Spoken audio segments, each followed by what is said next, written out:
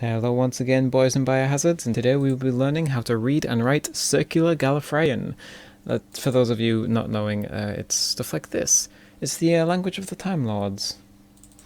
It's a very beautiful language, very generally artistic, and yeah, it's nice to be able to write your friends' names, your family names. Some people have their names tattooed on them because they're big fans of Doctor Who, which is where this language comes from, other than Mr. Sherman himself. So today we will be learning how to read and write it on both a computer and on pen and paper, which is I've had a few requests for it, so it's good. Now the first thing you'll notice is the table to the right, which has B, C, H, D, F, G, A, E, I, O, U, punctuation, that kind of thing. This is all just the basics to help you remember how to write specific words, phrases. It'll come into play, trust me. Now, the first thing we'll do is practice on pen tool side, because it's the closest facsimile I have to pen and paper. So if you're using pen and paper, it basically go as I'm doing it. Now, circular Gallifreyan is a circular language. Every word starts as a circle, and then every other word after that is just another circle, and another circle, and another circle, and so on and so on and so on and so forth. Now the first circle is the one we're going to be focusing on. Both the word and the sentence formula is always the same. It starts at the bottom and works counterclockwise, meaning that's the first letter, and then the second letter, and the third letter, and then this is the first word, and then this is the second, and then the third is up there somewhere. That's what you have to learn. That's the basics of reading. You have to be able to identify the symbols, match them to letters, and then read it counterclockwise. So, with all that under our belts, let's start the first word. Now, our Facebook page, linked down below, does translate names, phrases, whatever people submit to us, basically, for free, into Gallifreyan. We use a different program, so it might not come quite the same as this, but that's a good thing you'll see soon. So we actually have a new couple of requests recently, so I will use those as practice. The first one is Zach. Now, as you'll see on the table to the right, the first letter being Z, or Z if you're American, it's represented by a circle and a line, and 3 dots. Now the line is representative of the word circle line, so the Z would go here, but because it's not a vowel and it's a solid circle, we erase that middle part. Now the 3 dots you can put anywhere. You can put them outside the word, you can put them inside the word, you can put one of each, as long as you can identify that these dots go with this word, then everything will be good. Now personally, I kind of like to give it some kind of artistic flair. You can put it outside the word, but don't put it too far outside. We'll talk about that in a second, when the word is complete. Now, since we've got the Z done, since we have the Z done, we'll go next onto the A. But the A is a little different, because it's a vowel, and vowels are treated differently. As you can see, up here are all the consonants, and a couple of groups, like SH, CH, depending upon the sound of the word makes. It's not a direct one-to-one translation. It's open for interpretation. The vowels are represented by small dotted circles with a solid circle attached to them in different ways. The dotted circle is representative of the previous letter. That means that this right here would be the dotted circle. And since it's an A, it's at the bottom of that circle. But well, it doesn't, that's yeah, that's a little bit better. And there we have it, that's ZA. Normally I'd make the Z a bit bigger, but yeah, we'll come to that at the end. So, bamf, that's the A done. Next is a C, and you'll realise quite quickly that there's no actual C in the Gallifreyan language. There's a K, there's a CH, there's an SH. We have the sounds that a C would make, but since it's in this instance Zach has a silent C, we can strike it out altogether. Or we could have a CH if he pronounces it Zach, or if he would like it closer to the more traditional name, which is spelled like that. But that's not the... Oh, dear. But that's not the request we got. So, the C is inconsequential. Next is the K, and the K is represented by a solid circle. I know I can put it opposite because it is the last letter. We could put it over here, but then we risk confusion that this is number 1 and this is number 2, and that's just not the case. We could also put it over here if we wanted to. But again, that leaves this big blank area, and we just don't like that.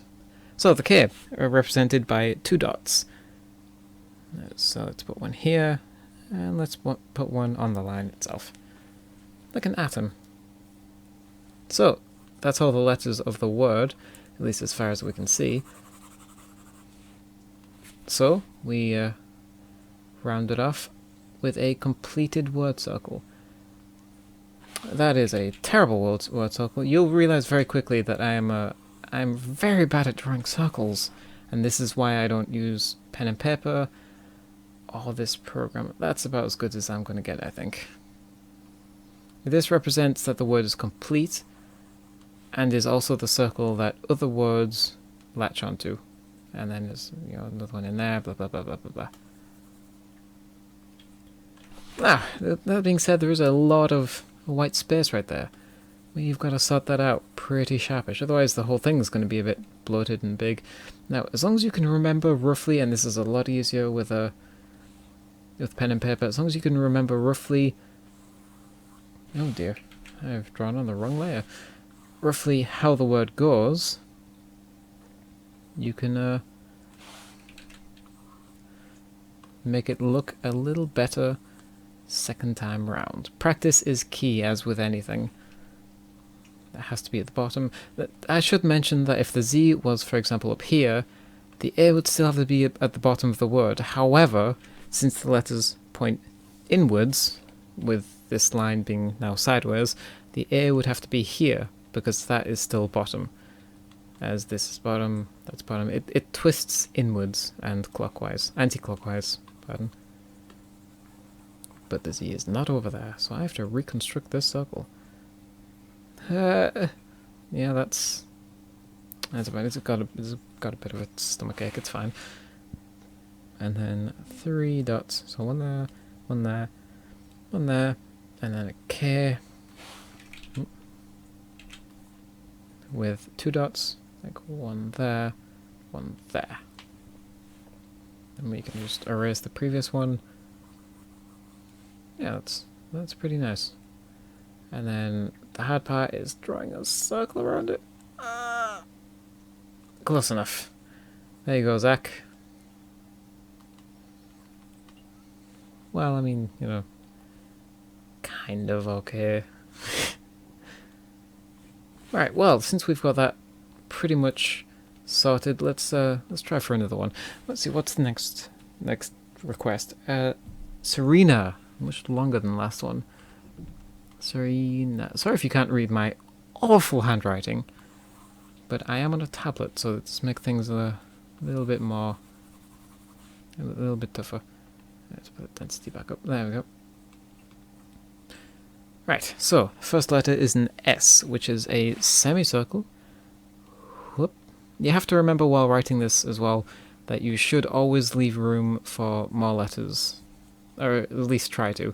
The more you do it, the better understanding you'll have of exactly how much space you need for however many letters. But until then, just kind of swing with it, and then rewrite it a little bit later on. You can always redo it. So an S with 3 lines. Now these lines I'm going to represent here just as dashes for now. That will change once I near the end of the word so that I know where to put them. For example, normally they'd stretch off and go in some crazy place, but then if I try and have a letter here, that's not going to work, because the line is going to intersect and make it into a whole new letter, and that's no good. That's no good. So for now, they're represented by 3 dashes. That's ostensibly the S done. So next up is an E, which is represented by a circle in the middle of the previous letter, so SE. And the E is done. Next is R, which is another semicircle. We can put here, kind of. We have to give it a bit of a curve just to make it clear that it is actually an R. If you're drawing along at home, which I just realized some people might be, I apologize. So, as we can see by the chat there, the R also has 3 dots, and we can put those anywhere. So I'm going to put these on the line because I believe that looks pretty good. After that is an E, which once again, middle of the last letter, so that's good. When I say middle of the last letter, this semicircle can be represented by a full circle. That full circle is how we judge where this little guy goes. Just let you know, so if it's that and it's, for example, an A, it goes slightly further down because the semicircle would have gone through there. Is with semicircles, that was kind of a little bit of a problem with the bigger word circle, but we'll come on to that. Next letter is an N. So the N is another floaty circle, which I'm going to put right there to fill up this empty void here. And it has 2 lines. And after that is just another A. Well, I say another A, but A is at the bottom, but because this is, again, pointing inwards to the center, it goes over there. And it's see-through because it's a vowel. Right, now that we have all that done, these 2 letters here are actually done, which is quite a shame. As we can see, there's 2 lines coming off of the N and 3 off the S, so if we wanted to, we could bridge that connection there. That way now there's 1 coming off the S and 1 coming off the N. As long as there's enough lines coming off of each letter to make it, to make it clear which letter it is, that's fine. We don't have to bridge them. For example, this one can just go all the way over here, this one could just branch out wildly. As long as they don't start looking like other circles, for example, then it should be okay. It shouldn't be a problem. So that's Serena. Let me just triple check this and get rid of those little ugly dashes down there. No, S with 3 lines. Yep, and E, R, E, N, A. Yep, that all looks just about legit. So we close it off with the hardest part. At least for me, that's come out quite reasonable. And there you go, Serena, who looks like they just got caught in red prison. Now, for the next bit, I'm going to be doing away with this and focusing on how to do it with a computer. I'll be using ThriftDraw Plus, which is how I normally make Gallifreyan, as you may have noticed.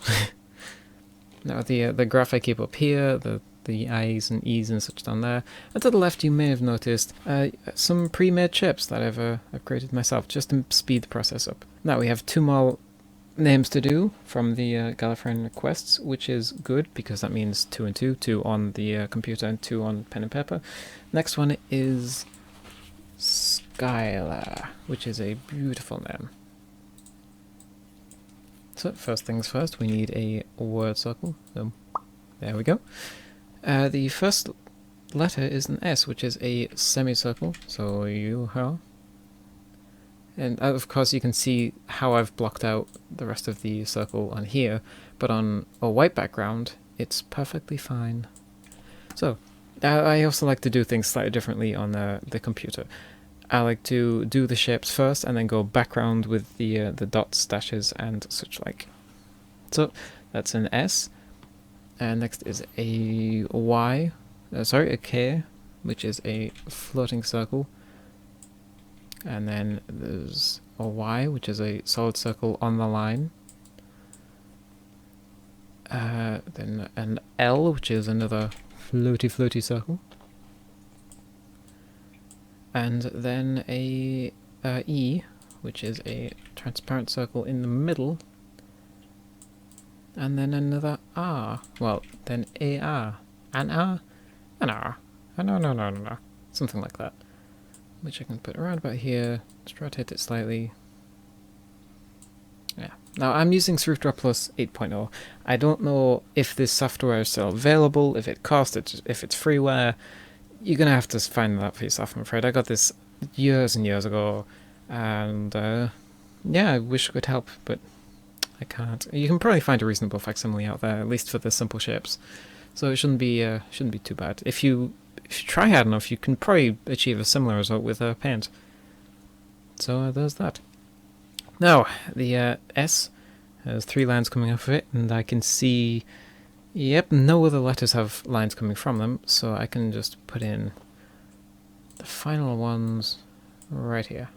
I could just put them around, just wherever, wherever I feel is good. You can't have them intersecting other letters, because that would mean that letter is just changed into another letter, into a vowel. It's just, no. Yeah, oh, wrong tool. I almost think I hadn't been doing this for a long time. Right, that's the S done. Now the K requires 2 black dots. Now again, you can resize these or any of the white ones to be bigger if you want. Bigger, smaller, as long as you can see them and they're legible, that shouldn't be an issue. Again, a lot of artistic freedom is afforded here. Let's do that. Although that looks a little bit like an E, so I'm going to shrink it down a bit. There we go. Alright, there's the K. The Y also requires 2 dots, so there's one there, one there. You know, I don't really like how that looks, so one up there, one there. Yeah, that's a little bit better. Next is the L, which, surprise, surprise, requires the dots, but I'm going to use these smaller ones. I think, like an atom of rubium. There we go, that should be okay. And after that is the E, which we've done, and then the R, which once again requires 3. It's a very, it's a dot-heavy word. This one, this name. Now this whole 3 dots against the side thing is very common with translations. I'm not sure why. I guess because it looks quite authoritarian. It's quite a nice, pleasing structure.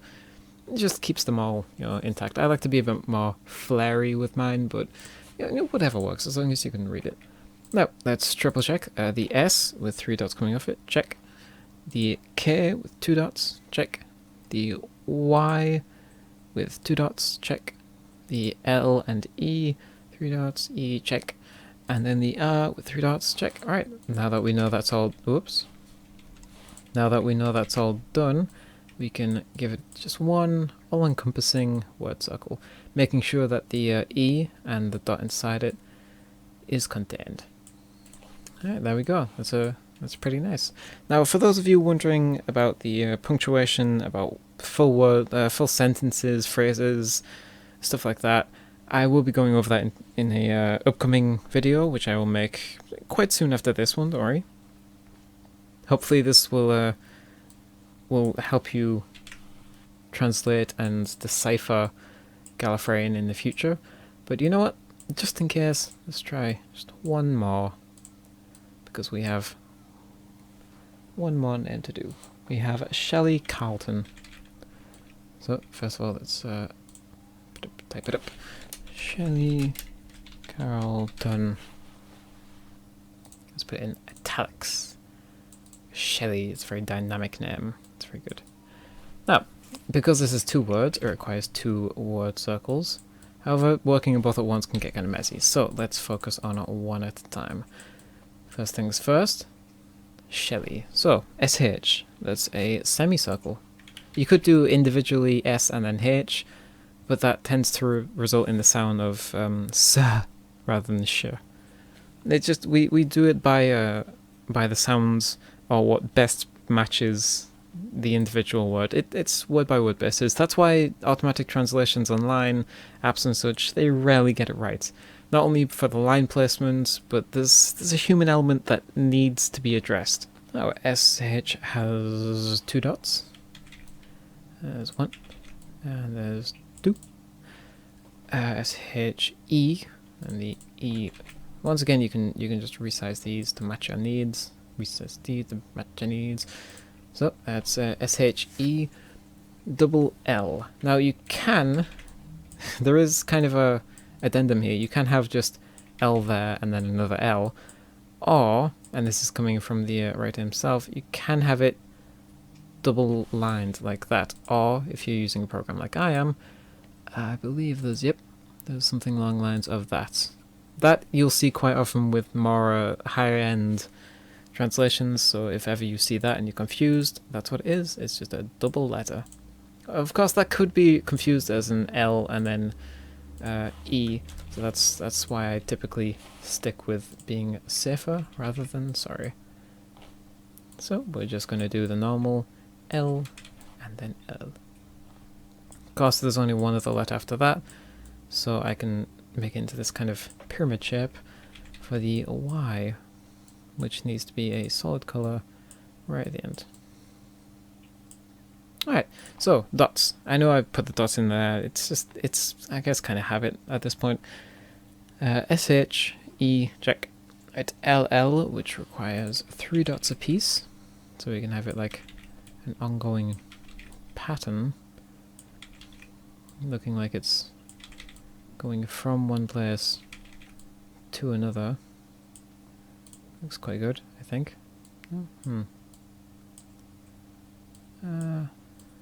Yeah, there we go. You know what? Let's just have them straight. There we go. L L Y, which requires 2 dots. You'd think I'd remember this. After a while of doing this, you will just be able to think, oh, yes, of course, that's a semicircle with 3 lines. And then since that's done, it's one big word circle. There we go. As long as it's roughly in the middle, it shouldn't be a problem. There we go. Shelly. Oh, that's only one word. Guess we're sticking around for a little bit longer. I'll put that a bit smaller because this is a counterclockwise language. The next one goes here, as the next number would be if you were counting on a clock. Now, C. There is no C in Gallifreyan, like I've mentioned before, but it has the Carlton K kind of sound to it.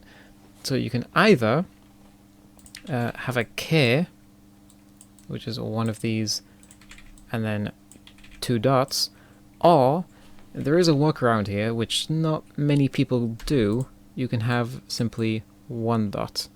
It's a kind of modified K. It won't get confused for anything else because nothing else has only 1 dot. So this is a decent way of having the C without having the C, so to speak.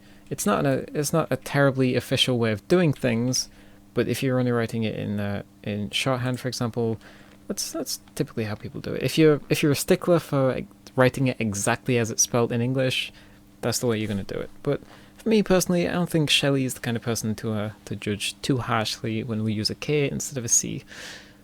That being said, C. And then an A, which is at the bottom. I should make it a little bit smaller so it's noticeable. Then an R, which is one of you. It's going to shrink down. You can do this a lot faster once you get used to it, but I'm a little bit out of practice, I'll admit. You know what? I'll do the dots as I'm going. Is 3 dots. So you know what? I'll put them on here. 2 there, and then 1 there. L is a floating dot with 3 dots. So 1 and 2 and 3. The T, semicircle, which I'll have to make a little bit smaller just to make room for the other letters. That being said, it's only 2 more letters, so it doesn't have to be that small. Yeah, I'll put it up here somewhere. T, and then an O, which is at the top of the letter, which is this one, because remember it's going inwards toward the center. T has no dots or dashes, so that's just how it is. That's a T right there. There's a T-O, and then an N, which is nice, normal bump right there. Now the N has 2 lines coming through it, and again, can't interact with any other, so whoop, give it a nice little pleasing curve. Kind of feel like Bob Ross. Nice little. It's a pleasant curve. Like an English Bob Ross. Working on Gallifreyan.